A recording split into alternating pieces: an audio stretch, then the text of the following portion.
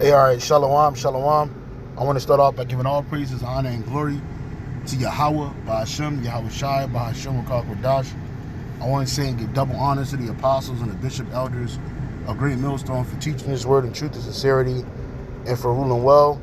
And salutations to my fellow Akim across the four corners of the globe, preaching and prophesying in the name of Yahweh, Ba'ashem, Yahweh Shai. Hey, I'm my brother Gabar Yahweh from GMS Hawaii, coming to you with another lesson. And this lesson was inspired by just my observation looking around. In the morning, I take my dog to go, burn off some energy and, we relax in the park. And I live in Hawaii, so just looking around, it just made me think about the Lord and His works, right? It made me think about, like, you got to really be an asshole to want to destroy the Lord's work, right? America has to be destroyed because it is the purveyor of wickedness around the world, all right, on the earth, all right, and it's spearheaded by the Edomites, starting with the elite banking families, right, who hate the Lord. Real quick, this is the book of Revelation. This is the book of Revelation, chapter 11, verse 18, right? Revelation 11 and 18, right? And it says, and the nations were angry, and thy wrath is come, and the time of the dead that they should be judged, and that thou shouldest give reward unto thy servants the prophets, and the saints, and them that fear thy name, small and great, and shouldest destroy them, and shouldest destroy them which destroy the earth.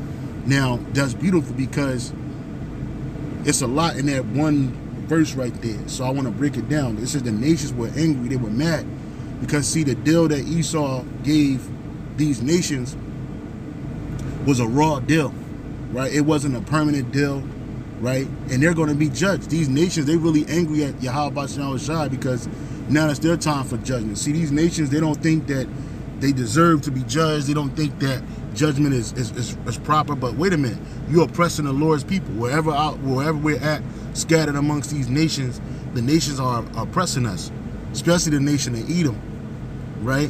And he's truly going to be angry because he had the world in his hand for some time, right? Never really caught any real losses except by his own hand, which they were scripted, right?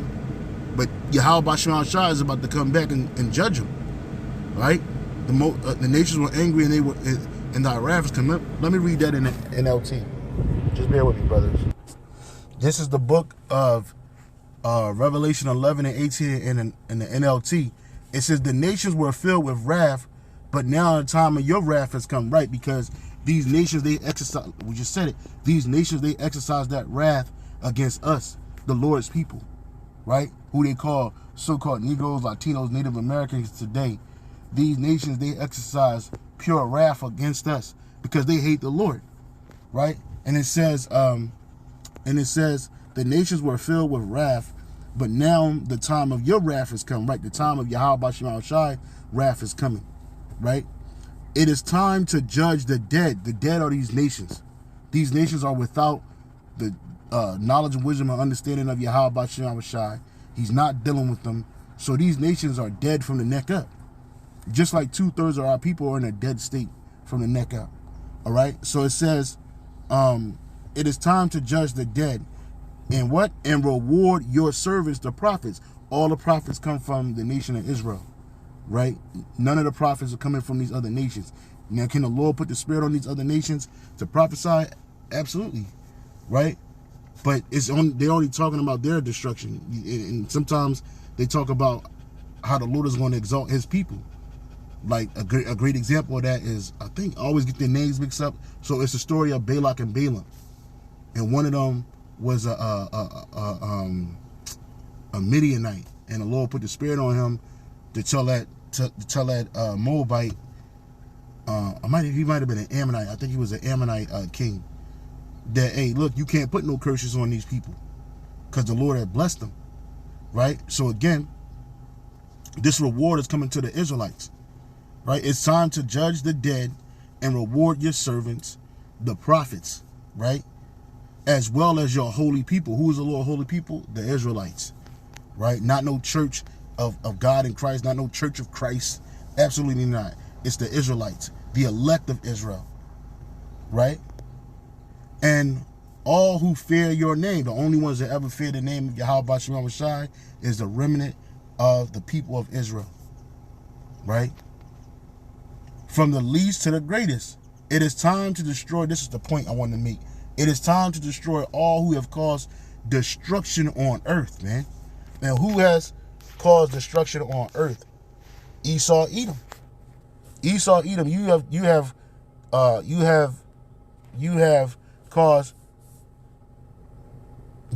destruction on earth, and you see it, right? And then I'm fortunate enough to live in a place. Let me switch this camera around, 'cause I keep moving it.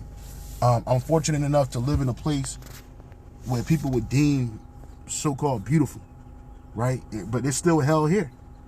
But it's just those small things that happen and occur throughout our walk here, and I just look around. I'm like, man, like the Lord is amazing, man. Like the Yahweh Shem Shai is Salakia, brothers. Salakia about that. I had to take a phone call. Where was I at? So yeah, man, you just look around and you think like, yo, you got to be a real asshole to destroy what the Lord created, right? And that's what Esau has done. All these nations, right? These heathen nations. You go to India. Even though the Lord gave them people an inheritance, land, the land don't belong to them. It belongs to Yahweh Shem Shai. But what are they doing over there? Nothing but idolatry. Absolutely nothing but idolatry. But you go have Israelites coming out of them people, right? I'm sure you got some believers over there. I haven't seen them, but I'm sure they're there, right? You go to China. You look at what they're doing over there. They're destroying their fucking air, the land. That land in China that you call today, that don't belong to Moab. That wasn't the land the Lord gave Moab as an inheritance. That land that the Lord gave Moab as an inheritance. Matter of fact, hold on. So the lands in which these heathen nations are located in today, which they done scattered and spread themselves, is not the land that the Lord gave them people in the ancient world, right? The whole earth right now is given to the hands of the wicked. And he covered the faces of the judges thereof. If not him, where, then who is he? Job 9:24, right? So that the wicked is Esau, Edom, the so-called white man today, right? And he, along with his band of merry heathens, have taken over the earth, and they've spread themselves. And so the lands that you see these people in today, for the most part, are not the lands that they belong in or that the Lord gave them in the ancient time. Before I get this map, I want to get another precept. Right? I want to get another precept. The book of Deuteronomy, I believe it's 32:8. Let me see. Yep, the Wadi Yahweh Shem Shai. Deuteronomy 32:8. When the Most High divided to the nations their inheritance, when he separated the sons of Adam, he set the bounds of the people according to the number of the children of Israel. In the NLT it says, when the Most High assigned lands to nations, when he divided up the human race, he established the boundaries of the people according to the number of his heavenly court, which is the Lord's heavenly court are the Israelites. All right? He didn't give those nations the choice land, right? When he divided the lands up, because even though the Canaanites dwelt in the land of what is now today Israel, right? The Lord got the ass up out of there, and he replaced them with us. He put us there, right? He gave the Lord, and how we know that? I'll go again. We're gonna come back to Ecclesiasticus 43, but let's go to the book of let me see, 2nd Ezra chapter 5, in the latter verses, and it says,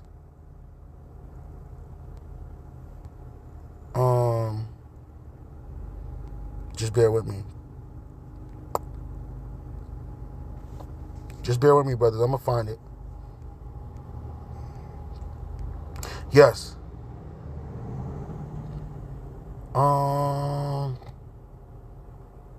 Just bear with me. This is the book of 2nd Esdras, chapter 5, verse 24. And it says, and of all the lands of the whole world, thou hast chosen thee one pit, and of all the flowers thereof one lily. And verse 27, and among all the multitude of peoples, thou hast gotten thee one people, and unto this people whom thou lovest, thou gavest the law that is approved of all. So that one pit, or that one land that the Lord chose for his people, that he chose out of all the multitude of the people on earth, was the land of Israel. And he set the bounds of the people, other nations, according to those boundaries, basically around them, right? He didn't give Edom and Moab the choices of land. Now, going back into how these heathens have destroyed the earth, they're in lands that the Lord didn't give them as an inheritance. What you call modern day China today is not the land that the Lord gave Moab for an inheritance. They migrated there, right? And they congregated there. Same way with the land of Ammon, the so-called Japanese, right? Elam, they're in the land that the Lord gave them, right? They're in that land. But what are they doing to it? They're fucking it up. They're destroying it, right? Because of Esau's industries, all of that, their idolatry, their wickedness, their evil, their perverseness, they're disgusting. All these heathen nations are. So they're destroying the Lord's earth. The earth belongs to the Most High, Yahweh Bashem Yahweh Shai. It don't belong to you heathen nations to do whatever you want with it. And so again, I was sitting here and I'm looking around like, damn, man, the portions that I can see is beautiful, man. All right? It's beautiful, but it's fucked up at the same time. Right? I can see the mountains, you see the clouds, it's quiet, you hear the birds chirping, and different types of birds flying in the air, right? That's what you see here. I'm like, damn, man, the Lord created something beautiful. But then, like I said, going back into the point that I was just making about where these heathen nations belong, right? Ammon, the so-called Japanese, and Moab, the so-called Chinese, your land is right here. You see it on this map right here. Moab is south of the northern kingdom's area, right? Or what we would call further east of the kingdom of Judah. And then you had Edom, today's modern day Petra, right? You see it right there, Petra, on a map right here. We didn't make this up. You see it right there. So we know that when you look at the mountains of Petra, this is where ancient Edom dwelt at. It wasn't the Nabateans that built these facades right here. It was ancient Edomites, and it's never been torn down, right? They lived in the rocks. They dwelt in the rocks, and now they no longer live in the rocks or the clefts of the rocks. Now they live in skyscrapers. Now they live in modern day cities. They spread themselves around the world, right? Duplicating their ancient infrastructures, like you see here, right? So the Lord didn't set that up for those. This is where Edom belongs, right? But they don't want to be there, right? They want to be around the world, and they are. Just like Moab. Moab don't belong in what you call modern day China today, over there in Far East Asia. That ass belong in the Middle East as a wash pot right next to the land of Israel. Okay? And all these nations have spread themselves around the world to some points of another. Okay? And they don't belong to them. They acting like it do, but it don't. The day of the Gentiles is over. It's about to wrap up. Especially when America is destroyed. Because these people are destroying the earth, man. And everything in it. Ecosystems, people, animals, waters, air. They're destroying it. And they need to be destroyed. Because they don't respect this place. They don't respect the Lord's creation. And so let's go back to that. That's a great segue into Ecclesiasticus 43. That's a great segue into that. And we'll start at 1. The point's going to be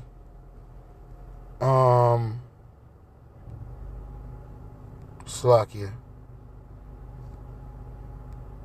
The point's going to be in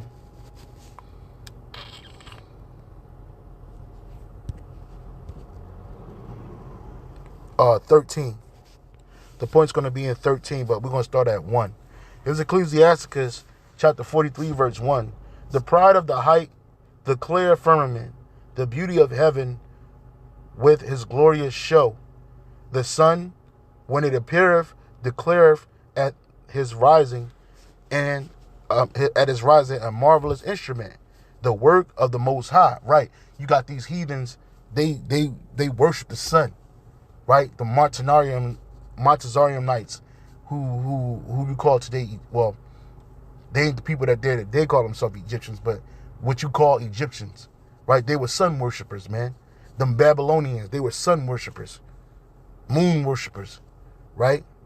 But these things were created by Yahweh Bashem Yahweh Shai, right? They didn't create themselves. It wasn't a big bang and everything just blew up and then this perfect order came. Absolutely not. Okay? Slack it. Excuse me. All right? These things were created by the Heavenly Father.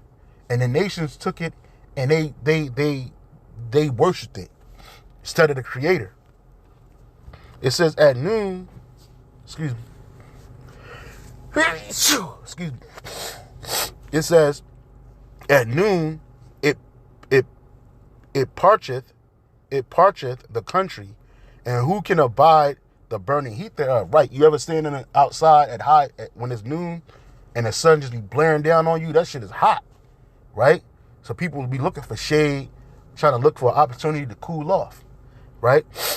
It says, a man blowing a furnace is in works of heat, but the sun burneth the mountains 3 times more. Exactly. Breathing out fiery vapor and sending forth bright beams, it dimmeth the eye. Yeah, so you start to squint, right? And this is before people like this dude I can't stand, that black dude that think he know it all, the super scientist, Neil deGrasse Tyson, right? This is before these scientists got a telescope and looked out into the outer space and took pictures and video of the sun. The Lord already said these things were there, right? Great is the Lord that made it. That's right. Great is Yahweh Bashem Shai that made it. And that's why, again, what inspired me to do this lesson was that I was just sitting on the bench watching this, looking out to the grass. I didn't do a video of the video pointing to it, but just the video, just the grass, looking at the mountains. Like, let me see. Right here, it might be hard for you to see the mountains. Let me see. Yeah, it's hard for you to see it, but man, this is creation of the Lord, bro. And we live in Hawaii, so a lot of people be like, man, you live in Hawaii, it's so beautiful, man. I wish I was there, but it's like me and the brother Kahan always say, man, it's hell in paradise, man, and it really is. Because even the way people living here and we're living here, this is not the way that the Lord created the earth to be managed and people to live upon it. And that includes these nations with their fucking idolatry, man. Right? So it says, great is, verse 5, Ecclesiasticus 43 and 5. It says, great is the Lord that made it, and at his commandment it runneth hastily. Right? That's right. He made the moon also to serve in her season, for a declaration of times and a sign of the world. Right? You see blood moons, blue moons. You see what's they call them, super moons. All of these things happening. This is the moon going through its different phases that the Lord created these things. Right? It's a sign of times, particularly the new moon, which gives you a new month. Right? The Lord created the new moon for its month to dictate the new months. Right? It's also good to know when the Sabbath comes in. Right? The Lord Yahweh Bashem Shai created these things. He made the moon also to serve in her season for a declaration of times and a sign of the world. It says, from the moon is the sign of feast, a light that decreaseth in her perfection. It says, the month is called after her name. Exactly, we just said that. Increasing wonderfully in her change, being an instrument of the armies above, shining in the firmament of heaven, the beauty of heaven, the glory of the stars, an ornament giving light in the highest places of the Lord.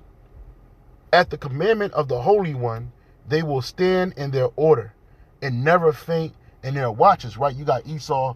Like I said, you got to be an asshole to destroy what the Lord created.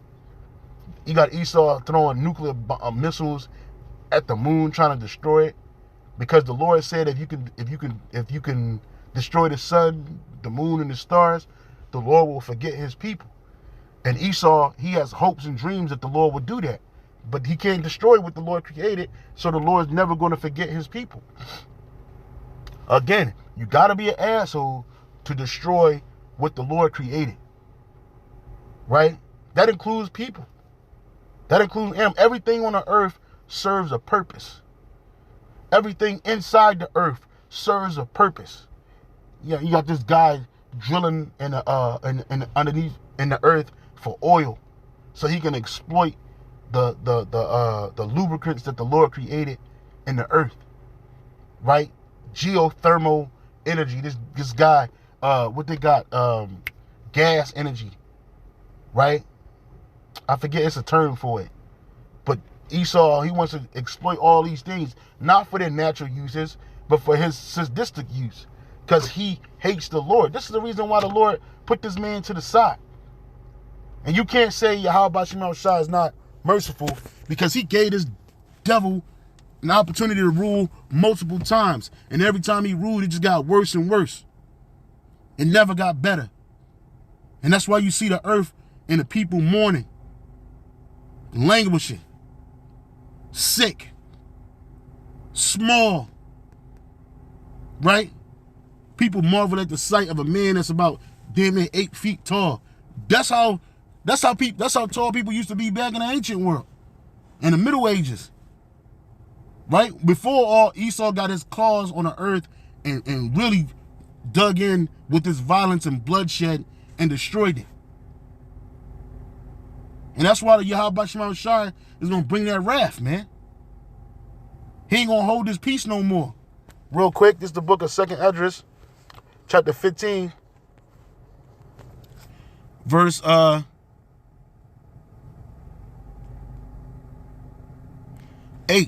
I will hold my tongue no more as touching their wickedness, which they profanely commit.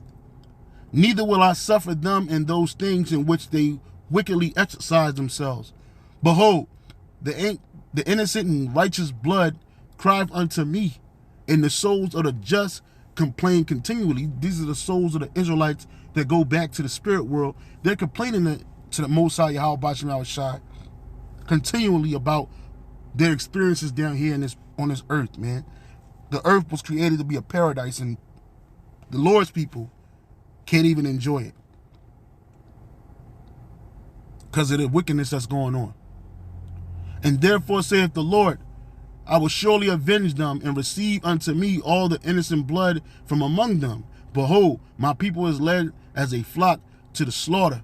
I will not suffer them now to dwell in the land of Egypt, but I will bring them with a mighty hand and a stretched out arm, and smite Egypt with plagues as before, and will destroy the land thereof. And that's not talking about ancient Egypt. It's talking about America, spiritual Egypt, right? Spiritual Egypt, right? Going back into Sirach chapter 43, verse 9. And the reason why Esau is destroying the earth, because he had no part in creating it. That's the reason why the elect love the earth. We love the planet. Lord willing, we part of the elect. We love the planet. We love the animals.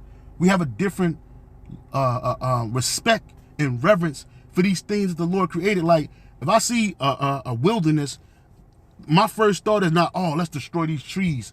Let's get this special wood and let's exploit the wood. Let's destroy these animals' habitat and ecosystems. Let's destroy that. And we can put up a condo. We can make a golf course. We can what do they call it? Raise the whole land and create a fucking golf course, bro, that only my people can come on. So-called white people. They ain't not my people. But I'm just saying, that's the mindset of an Edomite. But when I go through the woods, I'm like, man, this is beautiful, bro. Shit, I want to hang out here and just observe, man. Watch the life grow and teem. Watch the animals, the insects grow and move about the land. It's beautiful, bro. You ever look at the Amazon? Hey, they got them documentaries where you can look at the Amazon and stuff. I'm like, damn, that shit is beautiful, bro.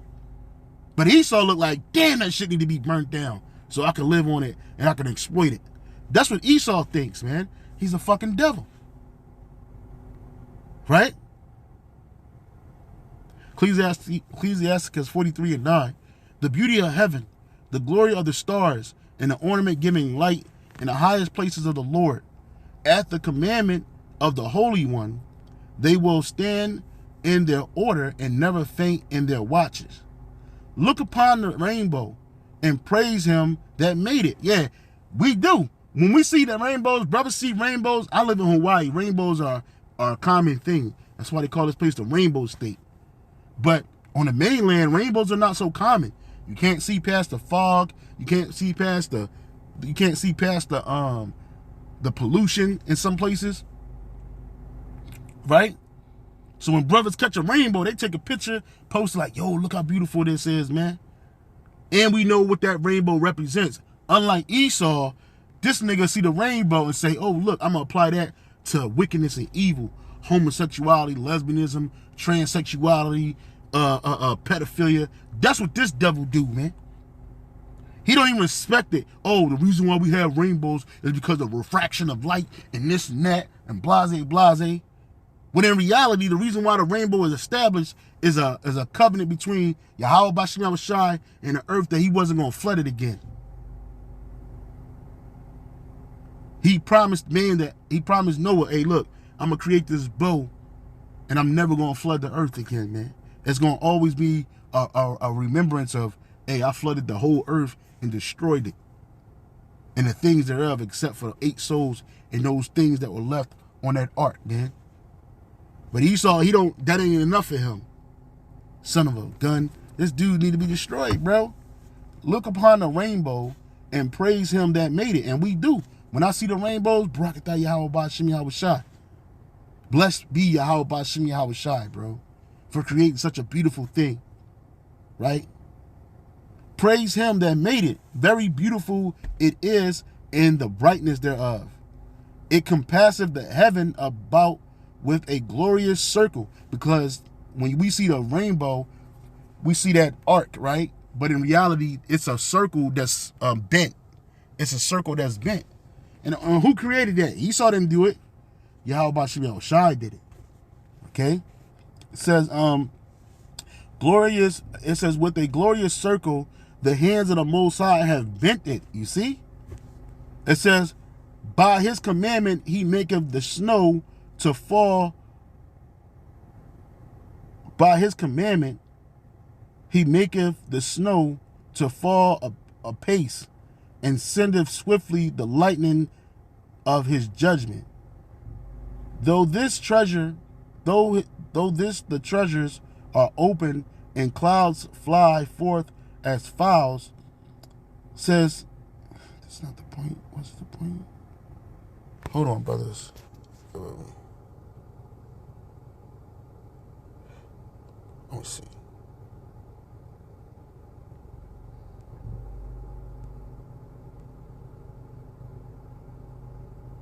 Just bear with me, brothers. I'm just looking for something.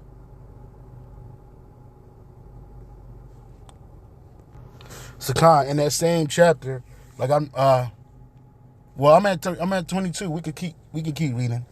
It says, actually I'm at 14. I'll start at 13 again. The point's in 32. I thought it was in 13. That's what Google said, but it's in 32. So we'll read through the chapter. We got plenty of time. It says, by his commandment, he maketh the snow to fall apace, and sendeth swiftly the lightning of his judgment. Through this the treasures are open, and clouds fly forth as fowls. Right? By his great power he maketh the clouds firm, and hailstones are broken small, right? And we see that. At the sight of the mountains are at his sight, the mountains are shaken, and at his will the south wind bloweth. The noise of thunder maketh the earth to tremble. So doth the northern storm and the whirlwind. As birds flying, he scattereth the snow, and the falling down thereof is as the lightning of grasshoppers. The eye marveleth at the beauty of the witness thereof, and the heart is astonished at the raining of it. And yeah, and that's true. Like I said, I was sitting down, and I was just thinking to myself, like, man, it's so beautiful out here, man. It's just a small portion of where I'm at, right? I'm like, damn, it's beautiful, man. Like, the Lord created all of this, and somebody wants to destroy it. You got people. This dude's like Esau is like a shot caller in prison, right? He making people that, first of all, the shot callers didn't create the prison. The shot callers didn't pay for the land or nothing, right? But yet this guy is charging people in a prison house rent to be in prison. Mind you, the state is already making you pay rent to be in prisons. It's people that get out of prison and they have a bill because they was in prison too long, or they was in prison for a certain amount of time, and now they got to pay the state back. They got to pay the state rent. But then you got people inside of prisons making people pay rent to stay in a fucking cell, a 3x5 cell. You know, because they have the authority with their so-called pride. And that's what Esau is doing. Right? You look at this earth, nobody should be paying rent on land or property taxes. This, you didn't create this. You killed them. You killed millions of people, displaced millions more, right? So that you could have this land.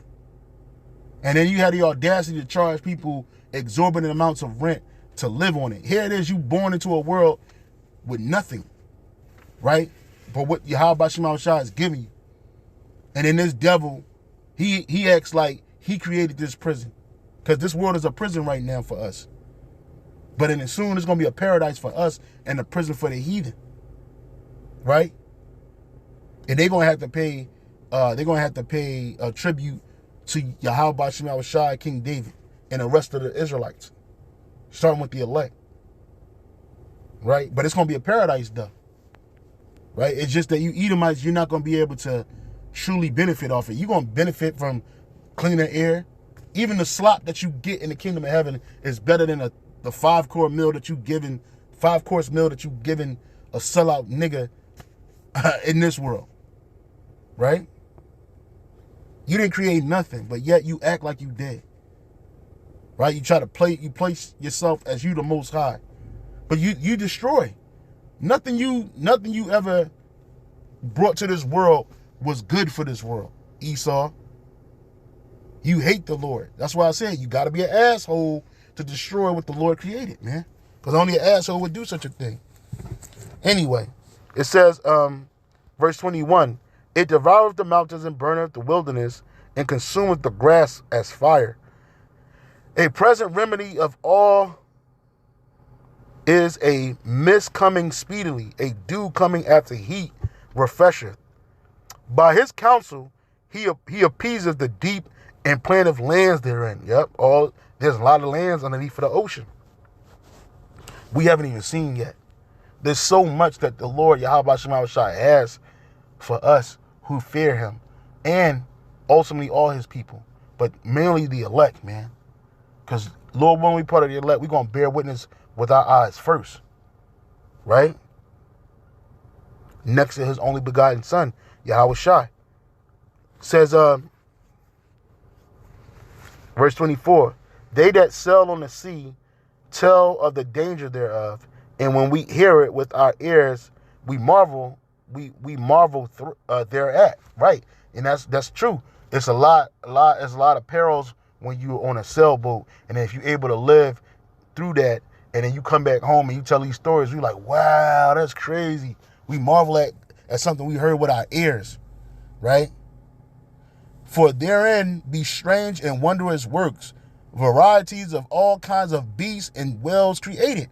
Right, and this is, you see, But Esau has something called marine biology and had you thinking that he knows it all. He don't know nothing. All this stuff was written in the precepts in the scriptures way before Esau came on the scene. Right? It says, by him, the end of them have prosperous success, and by his word, all things consist. And we know the word of the Most High is Yahweh Shai. We may speak much and yet come short. Wherefore, in some, he is all. Right. We may speak of much and yet come short. Because we don't know everything. We haven't seen much. We haven't seen all the things that the Lord has, man. But in the kingdom of heaven, the elect men, we're going to know all these things. We're going to know everything, bro. And that's beautiful in itself. Because Yahweh Shai is given, and that's not something to take lightly. Just like when you look at his works, it ain't something to take lightly. It's such an opportunity, a beauty in this world to witness, man. When we have time to see it. Esau got us working and travailing for somebody else's wealth, and we barely get to see the earth, man. We sitting in cars and buses, trains, planes. We really ain't getting the opportunity to look upon the things that the Lord have. But sometimes you get the opportunity to sit down and observe, like, damn, man, this is beautiful, bro. Especially when you grew up in a ghetto, piss infested, rat infested, mice infested, roach infested, drug infested, prostitute, whore infested, gang infested, all the things that are evil. We had to grow up in, bro. Okay? It says, we may speak much and yet come short, wherefore in some he is all. How shall we be able to magnify him? For he is great above all his works. The Lord is terrible and very great and marvelous is his power. Exactly. When you glorify the Lord, Yahweh B'Shem Shai, exalt him as much as you can. For even yet will he far exceed, and when you exalt him, put forth all your strength, and be not weary, for you can never go far enough, right? We can never go far enough in praising and worshiping Yahweh B'Shem Shai. Even when we think we've done it all, it's just a micro spot of what we can do. Because Yahweh B'Shem Shai is worthy to be praised, man, in every way. Not just because you might get some material gain or wealth in this world. Not just because you might, have a good day. You know what I mean? Or you might have been saved out of some condition. Nah, man. Just look around. Look at all of the stuff that the Lord created. And we just seen a small amount of it. Ain't even everything. But it still make your mind go, wow. You know? Verse 31, who has seen him that he might tell us? Who can magnify him as he is? There are yet hid greater things than these be, for we have seen but a few of his works. For the Lord hath made all things, and to the godly have he given wisdom. Again, verse 33, for the Lord hath made all things. For Yahweh B'Shem Shai made all things. That's a small Lord, and that represents Yahweh Shai. It's not capitalized Lord, but even still, it's still engulfs Yahweh B'Shem Shai, because the Most High gave Yahweh Shai the order to create all of this stuff, bro. Along with the heavenly, with the elect angels, which Lord willing we're some of those men. The first fruits. He created all of this, man. All these things were created by Yahweh B'Shem Yahweh Shai.